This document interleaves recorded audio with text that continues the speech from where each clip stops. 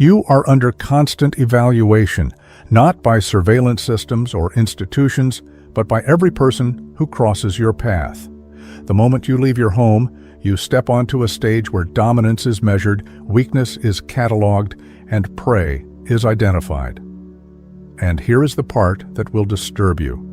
You have been marking yourself for exploitation. You move through life believing that openness is strength, that honesty earns you respect, that showing your vulnerabilities makes you authentic.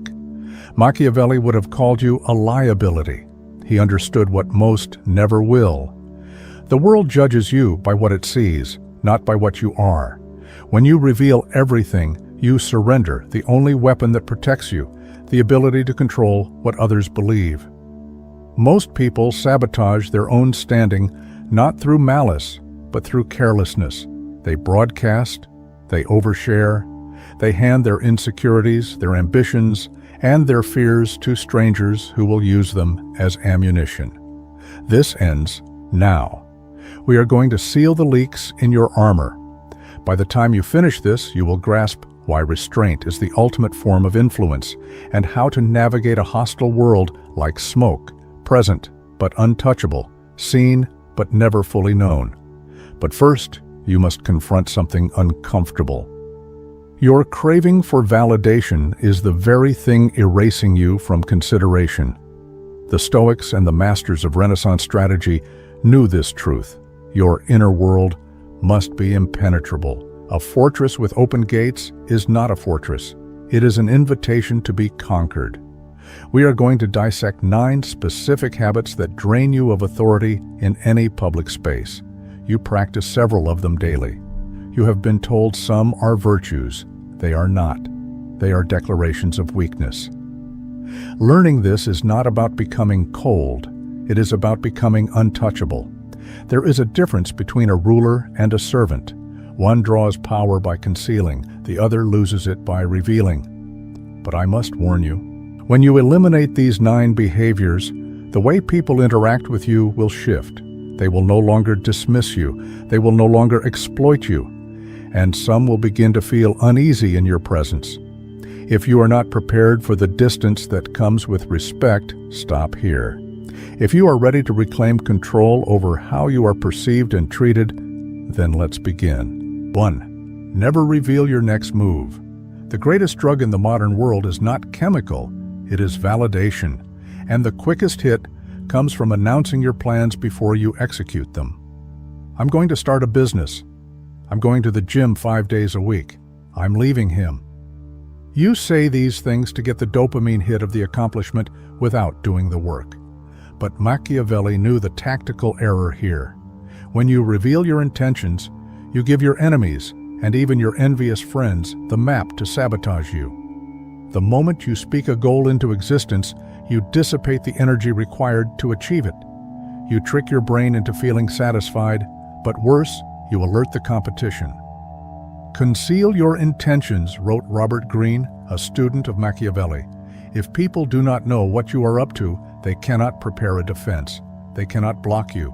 Move in silence. Let your results be the noise.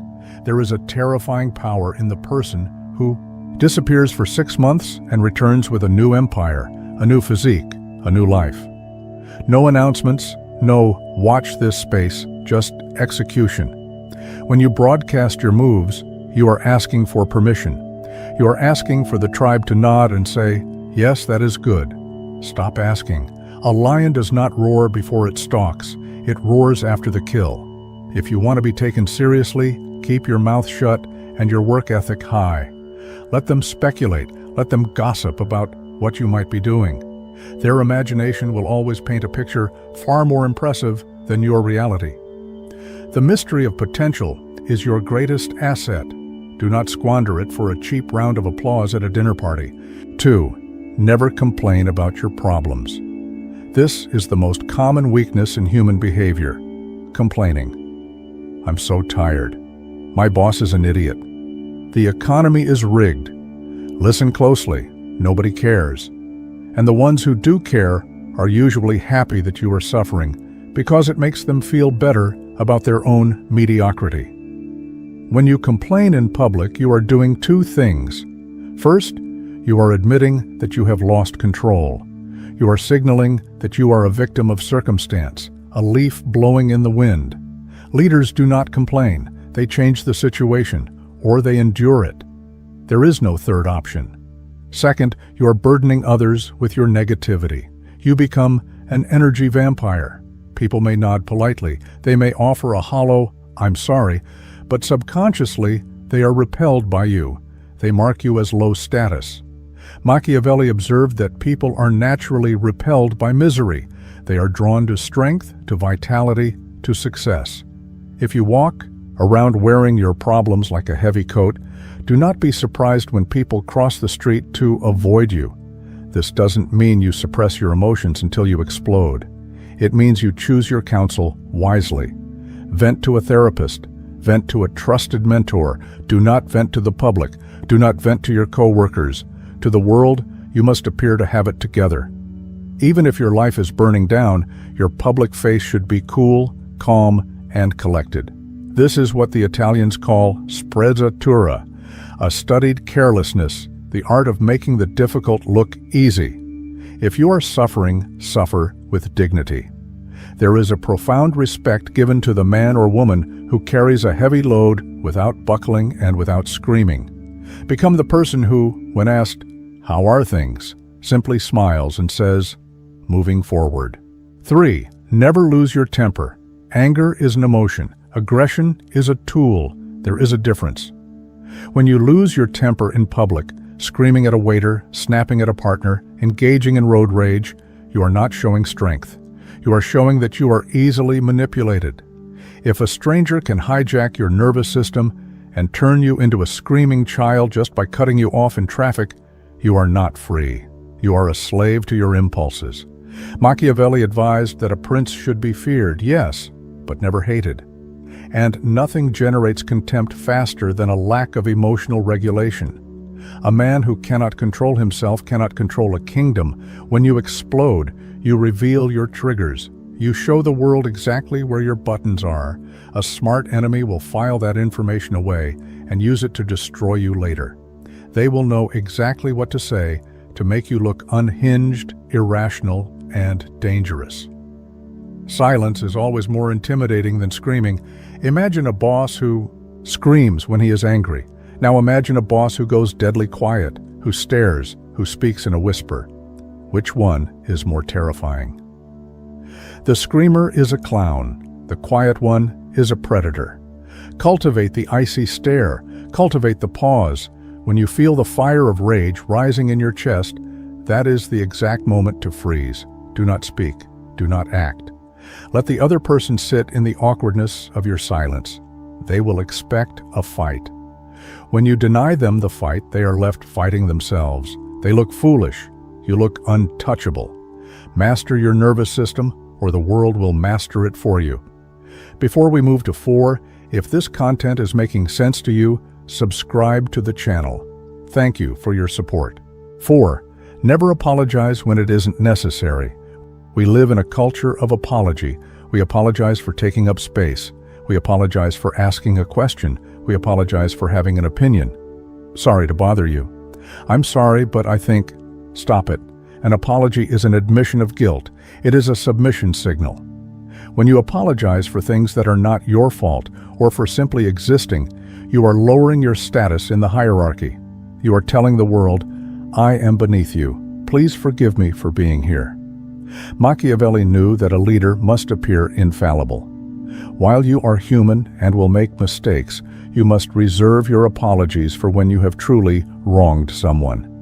If you are late, do not say, sorry I'm late. Say, thank you for waiting. If you have a differing opinion, do not say, sorry to disagree. Say, I see it differently. Do you feel the shift? The first is a plea for forgiveness. The second is a statement of reality. Over-apologizing makes you look weak, unsure, and insecure. It invites predation. People begin to feel that they can blame you for things because you are so ready to accept the blame. Save your apologies for when they mean something. When you have truly broken a promise or caused harm, apologize once, sincerely, and fix it. Never repeat it. But for the day-to-day friction of life, stand your ground. Occupy your space. You do not need permission to exist. 5. Never reveal your financial situation, high or low. Money is the most sensitive nerve in the human body. If you show that you are poor, the world will treat you with pity or invisibility. Poverty, in the eyes of the Machiavellian world, is a sin. It implies a lack of capability, a lack of favor. People distance themselves from failure because they fear it is contagious. If you show that you are rich, you invite envy. And envy is the most dangerous emotion of all. It is the emotion that makes a friend hold a knife behind their back.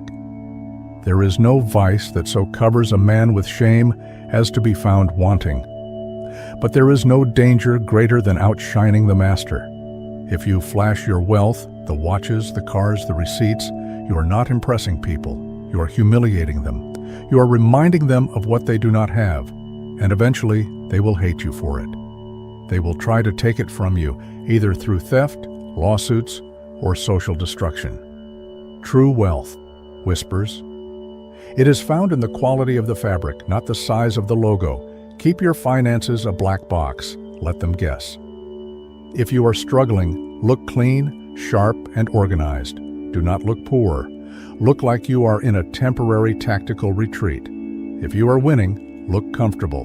Do not look like a lottery winner. The goal is to be financially ambiguous. You want people to assume you are doing well, but never know exactly how well. This protects you from the parasites who want a loan and the predators who want your spot. Your bank account is a weapon. Keep it holstered until you need to use it. 6. Never gossip or talk badly about others. Great minds discuss ideas. Average minds discuss events. Small minds discuss people. Gossip is the currency of the weak. It is a bonding mechanism for people who have nothing of value to offer. When you gossip, you may feel like you are building a connection with the listener, but you are actually destroying your own reputation. Think about it. When someone comes to you and spills the secrets of a mutual friend, what is your immediate thought?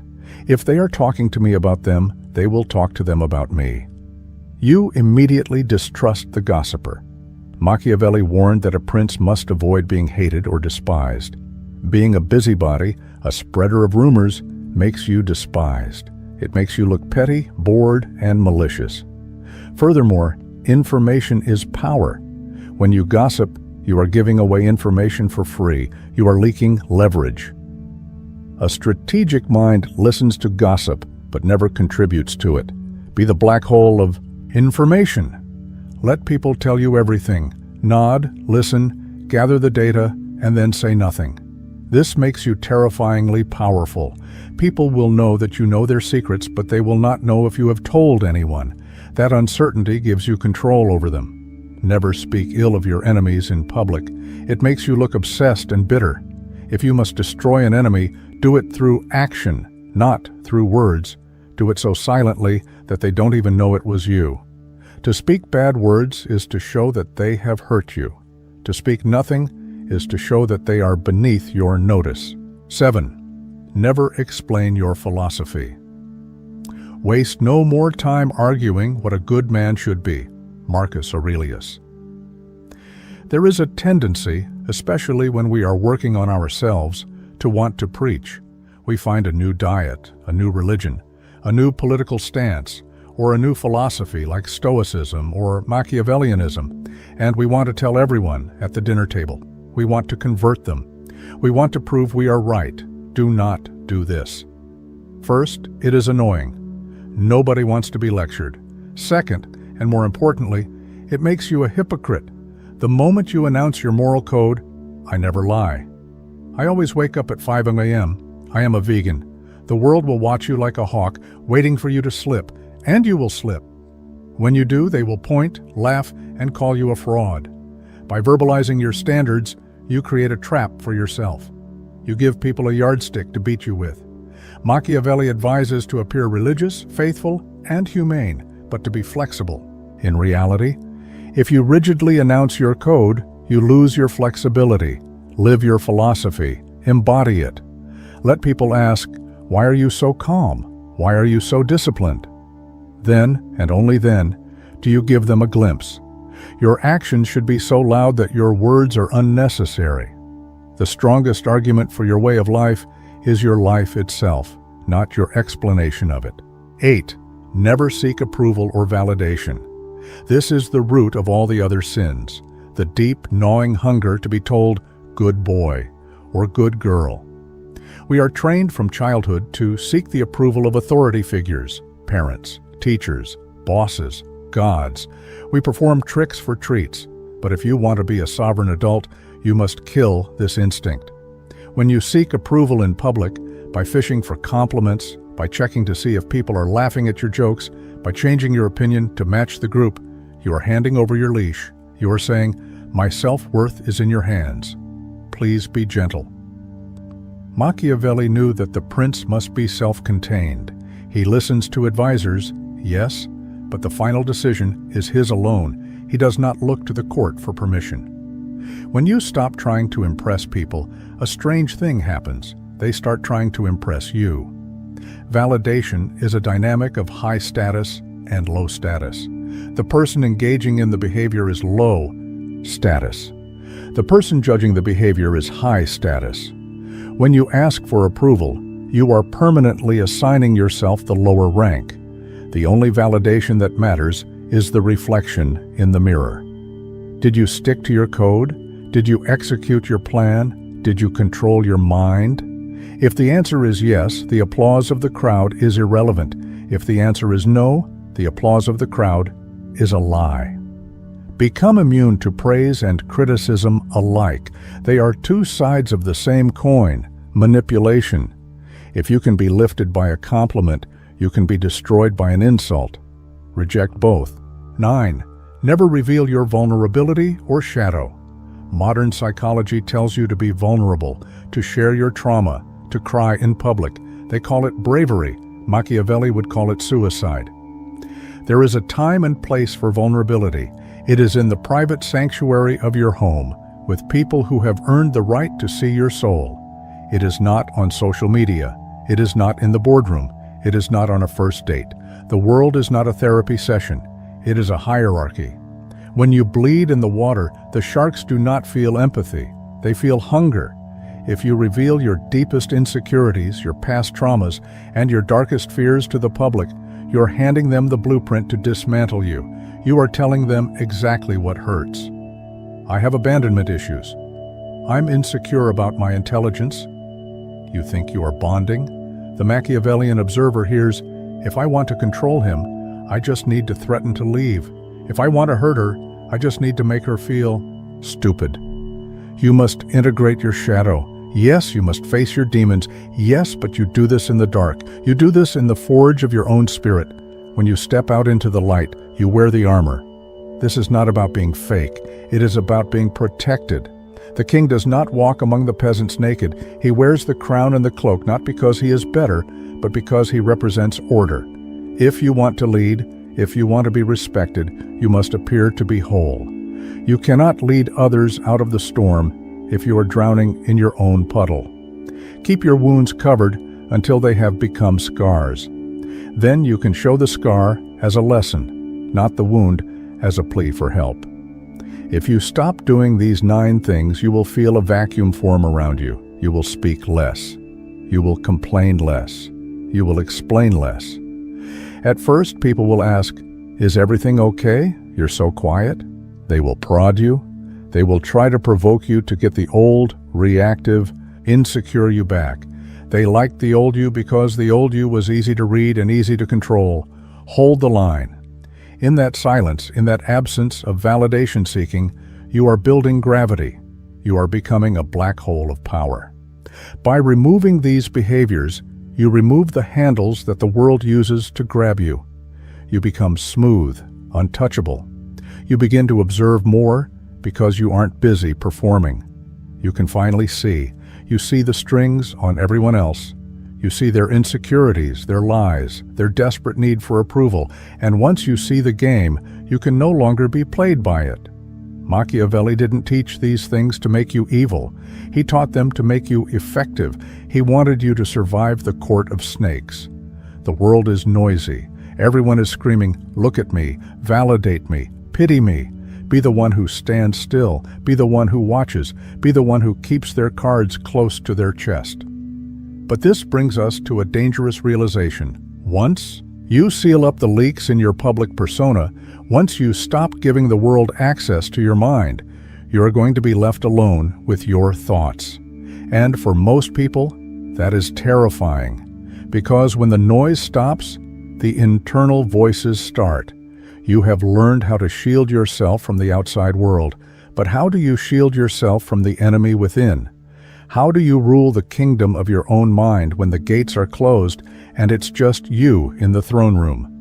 That is the true battle, and that is what we must explore next.